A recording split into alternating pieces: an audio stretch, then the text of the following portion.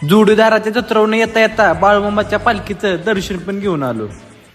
तर कसं आहे, मटणासाठी एवढ्या लांब जायचं नसतं, तर मित्राचा मान राखण्यासाठी एवढ्या लांब जायचं असतं. मन काना घेतलं गाडीत पेट्रोल टाकून आणि धरला पुढचा रस्ता. आईला मी मस्त म्हणलं मटणासाठी एवढ्या लांब जायचं नसतं, पण मित्र माझ्या आधी जेवाय बसलाय वारपट्ट्या.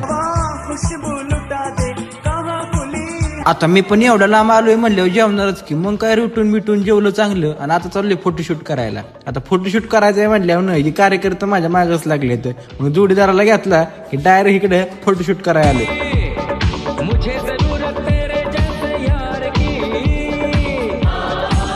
एक नाही अर्धा तास नाही, तब्बल 2 तास लावलं फोटोशूट करायला. शेवटी ह्यांच्यावर एक सेल्फी घेतला आणि धरला आता पुढचा रस्ता. एकतर असला उशीर झाला होता, तितक्यात पुढे गेल्या मामांचा वाडा बसला होता. मन असं सगळं भरूनच आलं. मला उशीर झाला होता, ते कुठं गायबच झाला. त्यात मामाच्या पालखीचं पण दर्शन घेतलं आणि नेमकं संध्याकाळच्या टायमिंगला मामांची बकरी पण तळावर आली. तिथून काय हालूच वाटत नव्हतं. मन कसं सगळं प्रसन्न झालं होतं. धनगर आम्ही हो धनगर, डोंगर घाटाचं राजर, हा धनगर आम्ही हो धनगर.